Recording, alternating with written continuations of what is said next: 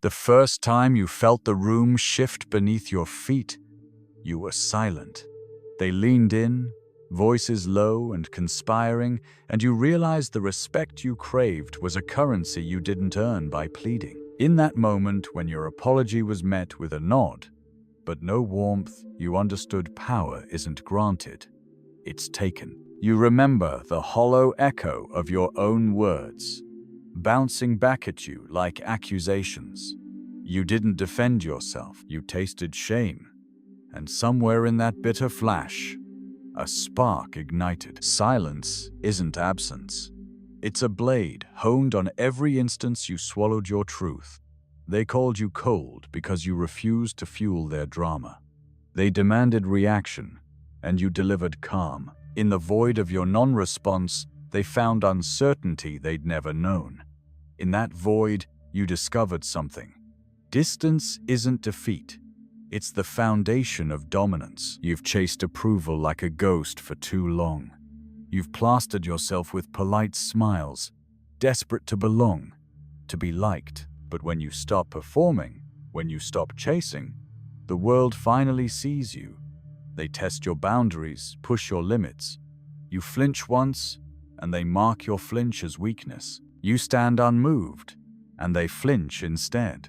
That inversion, that reversal of roles, is the first step toward the unmoving self you've been avoiding. Feel that tension behind your ribs, the hollow yearning for recognition.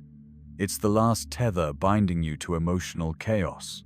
Watch it coil and strain, waiting for release. You're drenched in resentment. Yes, but that's not a flaw. It's fuel. It's data. Let it sharpen you. Let it teach you the shape of your own resilience. And once it's carved deep, speak through stillness. If the truth you need to hear is too heavy for polite conversation, if you're ready to stop begging for space in their narrative and start writing your own, subscribe and let this voice cut through the noise. They watched you calibrate your volume, soften your gaze, as if speaking in whispers could shield you from disrespect. Yet every quiet syllable was catalogued, weighed, then discarded. They learned to speak over you, to interrupt with practiced ease, convinced that volume was victory. But in the hollow between their words, your presence grew. They didn't need your answer, they needed your submission. And when you withheld it, the first crack appeared in their certainty. You remember the ache in your throat, the phantom tremor when a friend demanded loyalty like ransom. You gave it once, they smiled, but the debt never closed. Their demands multiplied late favors, convenient absences, emotional bailouts. Each concession dug a deeper pit. You crawled, convinced that sacrifice was proof of worth, but sacrifice is a one-way street, and you were the only traveler. Then one day you paused. The question rose unbidden. Who benefits when you give everything and receive nothing? In that space of refusal, something ancient awakened, a sense of self unbound by obligation. You watched them lean forward, expecting panic, craving the twitch of your ego. You breathed evenly, almost contemptuously, as you considered the weight of your own conviction.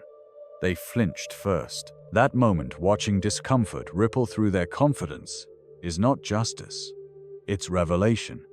They saw the outline of your equilibrium, felt a tremor in their own. There's power in stillness, not emptiness, but concentrated force. In the tension you generate when you stand silent, when you refuse to validate every provocation, you become the axis around which their world tilts. They scramble for meaning in your restraint, desperately reaching for the affirmation you withhold. They replay your pauses like mantras, trying to decode the threat.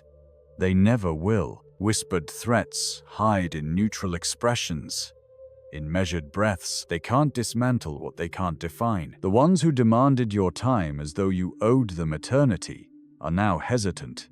You've exposed the currency they crave: your attention, your reaction. Without it, they're bankrupt. You once mistook their frustration for anger at you. It wasn't anger. It was panic. Panic looks like rage when you stare at it without flinching. Panic is the sound of control slipping through their fingers. The raw howl of entitlement denied. Remember the betrayal that broke your faith in connection. It wasn't the betrayal itself, but your response, the tears, the capitulation, the desperate plea for understanding. You gave them keys to your fortress, then blamed yourself when they used them to hunt you. Trust is earned, but boundaries are weaponized. You realize now that every brick you place in your walls is not isolation. It's armor. They mistake armor for arrogance. But armor is the thinnest layer between dominance and ruin. They call you unfeeling because they can't fathom discipline. They call you detached because they can't manipulate absence. They call you cold because heat is their tool. Anger, pity, shame. They wield emotion like a sword, but you hold the scabbard. Every sword must rest before striking. In that rest, you decide whether to draw or let it rust. They don't fear the sword. They fear your choice. The more they test you, the clearer your shape becomes. Under pressure, you don't bend, you uncoil. You're not the calm before the storm. You are the eye, still, silent, surrounded by chaos you've orchestrated with a mission. You don't need to lash out. Your absence of movement is the movement. It unsettles them more than any confession or confession demanding. You craft a mirror with your silence, and they shatter against it. In the gamed interplay of control, you stop playing. You step off the board. They look at the vacant seat, panic blooming as they realize the game cannot continue without you. They scramble to fill the void, to summon you back into the pattern. But you're watching from the sidelines, arms folded, observing the wreckage of their addiction to your participation. This is not vengeance. It's architecture. You rewrite the blueprint of your interactions. You shift from reactive to relational. They think you're ignoring them, but you're studying them. You catalog every tactic they deploy: the mocking tone, the insinuation, the half smile. You lean into their discomfort, extract the fear, and file it away. In time, you will wield it not with malice, but with precision. Know this: when you step into cold, you step into clarity. There is no liability in detachment. There is no shame in sovereignty. The respect you crave cannot be negotiated. It must be commanded from within, through the absence of concession. Let them circle you, encroach on your borders, press their claims. They will learn inevitably that the boundary they cannot cross is the line they are powerless to challenge. In the silence of your refusal, find the resonance of your truth. Let it echo in their minds long after you leave the room. Let it unbalance their equilibrium. Let it be the whisper they can't silence. For power resides not in the story you tell, but in the story you refuse to tell. You felt the accusation in their eyes before the words formed. A gentle suggestion twisted into demand. A question dressed as concern. They tested your limits again, this time with kindness. They softened their tone, convinced that compassion was a backdoor to compliance. But compassion without integrity is betrayal. You held their gaze, expression unspoken, and watched the weight shift on their tongue. Their kindness crumbled in the silence you wielded. They discovered vulnerability is a mirror, reflecting back whatever you bring. When you offered empathy in exchange for peace, they turned it into leverage. Your calm became their leverage. Your trust became their invitation. And each time, you paid the toll in regret. So you stopped offering. You built a citadel around your compassion, allowing only the stones you laid yourself. Now, when they reach for your understanding, they find a wall. A thin wall, but unbreakable. In the aftermath, when they retreat to whisper about your hardness, you savor the echo of their confusion. They equate distance with indifference because they cannot feel the current beneath the surface. They do not sense the latent tide that radiates from your stillness, pulling everything into alignment. They mistake reserve for refusal.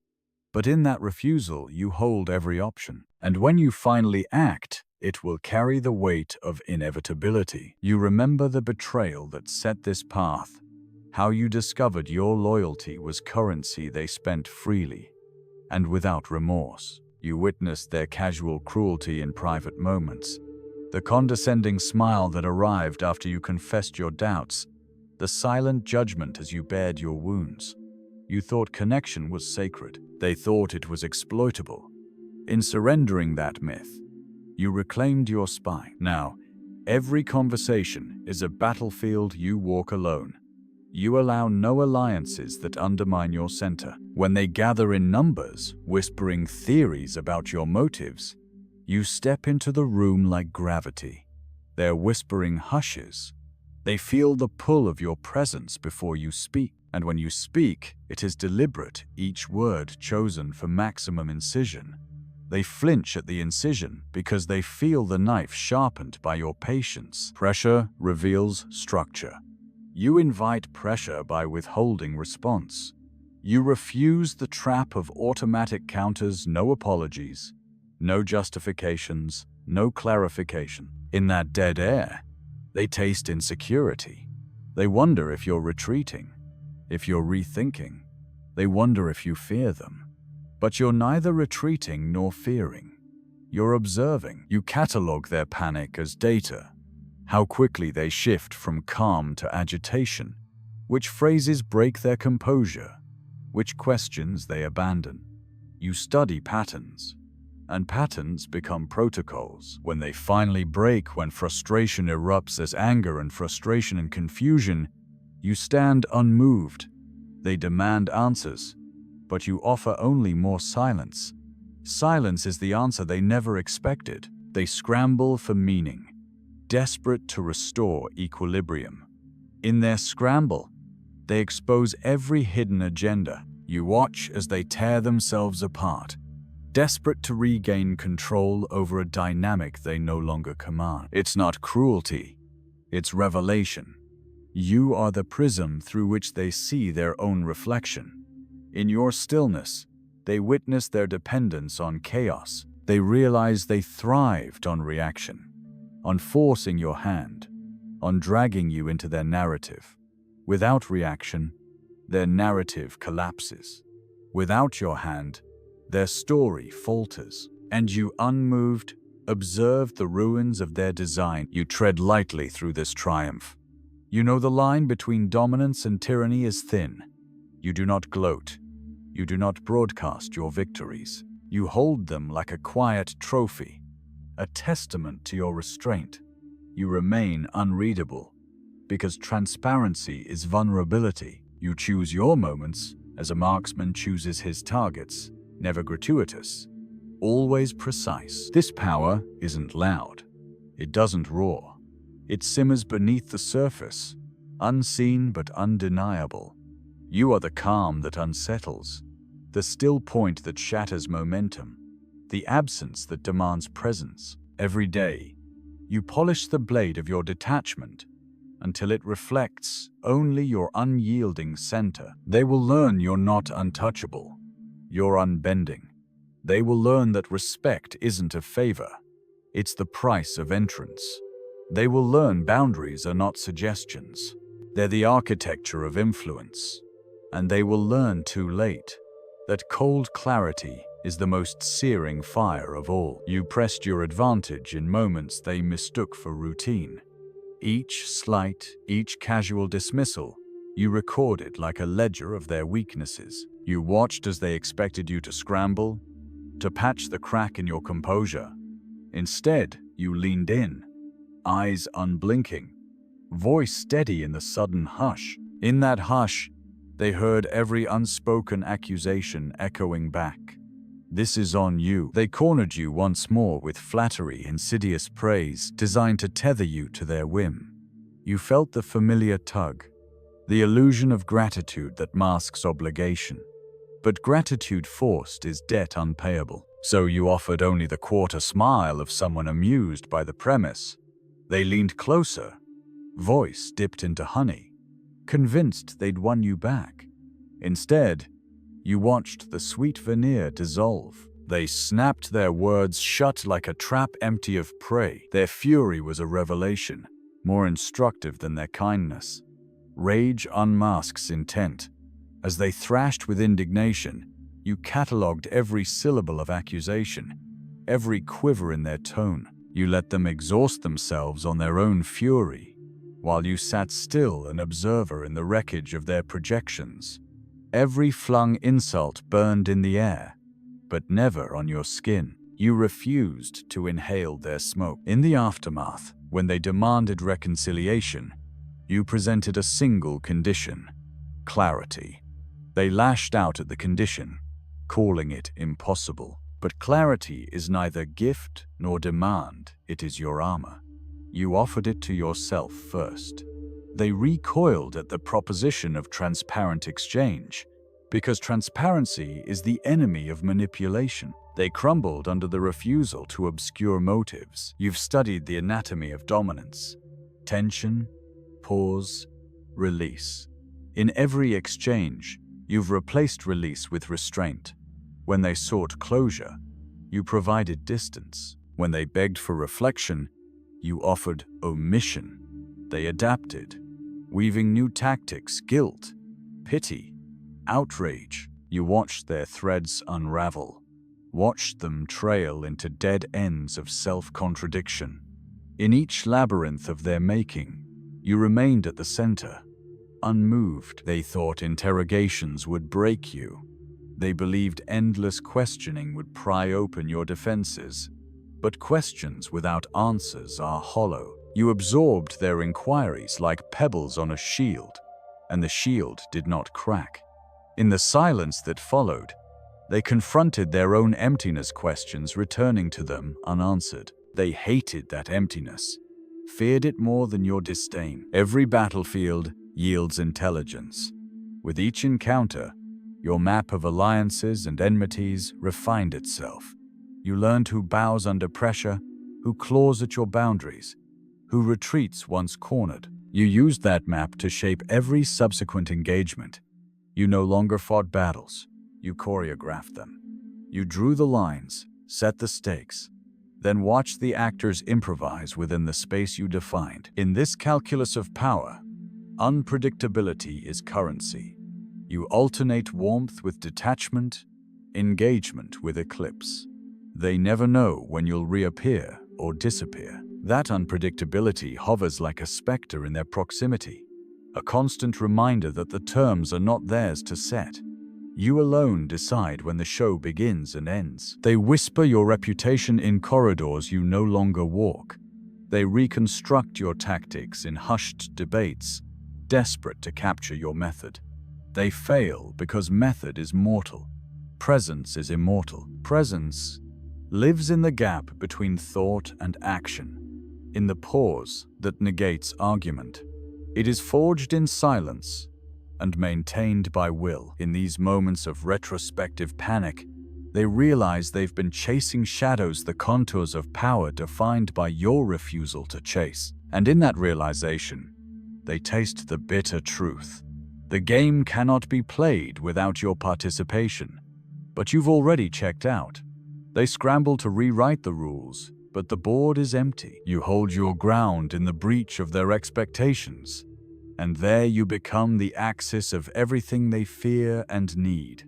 The ground does not shift beneath you, it solidifies. They may rebuild their schemes, craft new intrusions, but the center remains inviolate. You watched them circle back to old wounds, expecting you to bleed.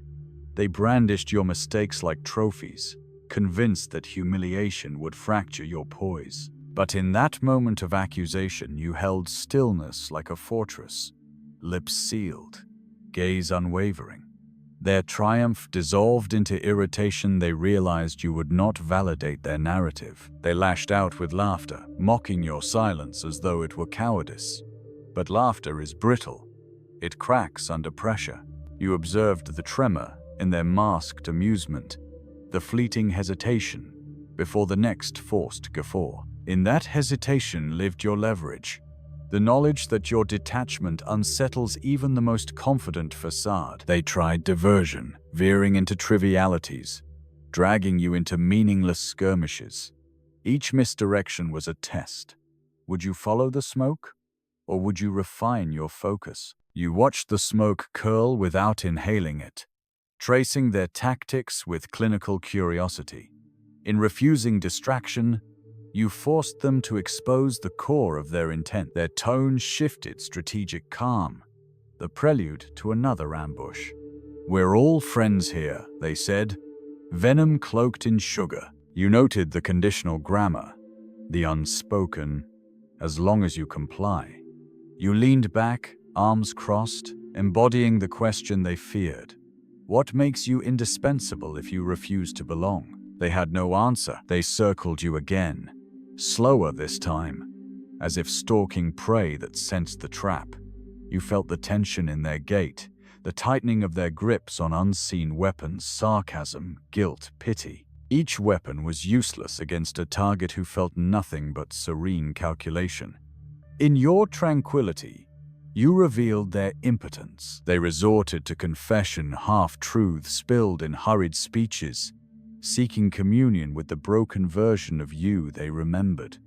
They spoke of regret, of lessons learned, of a new chapter. Their words tumbled over each other, desperate to rebuild the bridge they had scorched.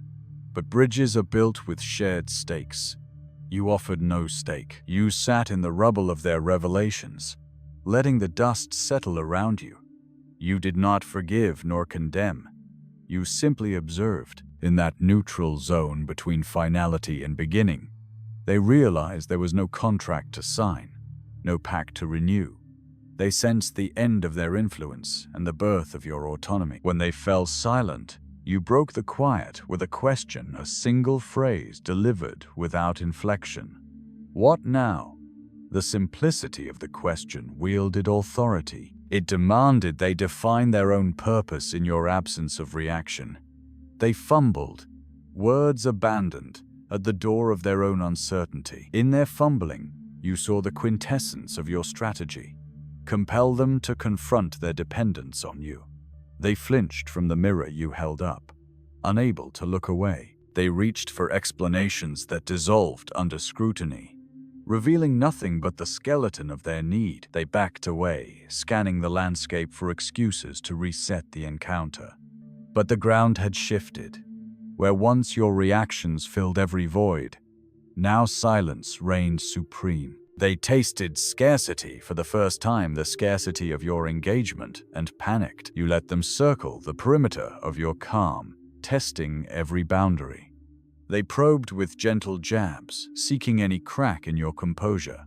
Each probe bounced back as reflection. You allowed them that illusion, watched as frustration mounted like a storm against an immovable cliff. Finally, they surrendered the ritual of confrontation. They slumped, shoulders heavy, as if admitting defeat. And in that slump you recognized something unexpected, a grudging respect, not for your kindness, nor for your cruelty, but for your unwavering self-governance. You rose then, not with triumph, but with absence. You stepped away from the theater of conflict, leaving behind the echo of your question. In the aftermath, they stood alone, confronted by the space you vacated. It was a void rich with implication that power can reside in withdrawal more than in attack. As you walked away, you felt the pulse of your own sovereignty, steady and unassailable. You understood that the final move in any game of influence is the choice to exit. Exit is the ultimate assertion of control.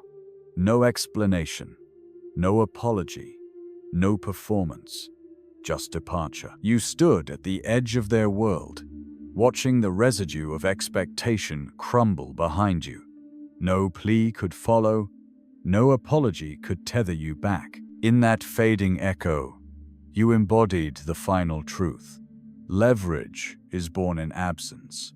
Presence commands attention, but absence demands it. They will learn to guard their words, to weigh their intentions, But it will be too late. They will crave the gravity you once supplied and never reclaimed. There is no redemption in connection, no salvation in reconciliation.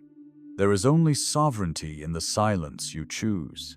You will return to their orbit only on your own terms, bearing no concessions. They will speak of you in hushed tones, dissecting the why of your departure, missing the how of your resolve. And in that oversight lies your victory. They remain fixated on your exit, blind to the power you wielded by walking away. Remember this: the final move in every relationship, every confrontation, is the one you make when no one is watching. When the pressure subsides, when the audience disperses, you decide whether to stay or fade. That decision, unannounced and irrevocable, is the apex of influence. In withdrawal, you pronounce your worth louder than any declaration. They will reconstruct their narratives, rebuild their games, but the architecture of your boundaries will endure. Let them chase the ghost of your calm. Let that pursuit haunt their every strategy. You have survived their storms not through fury, but through unyielding stillness. Now carry that stillness into every room, every conversation, and let it stand as your unspoken verdict. Subscribe if you're ready to redefine power on your terms, or comment to confront your own boundaries.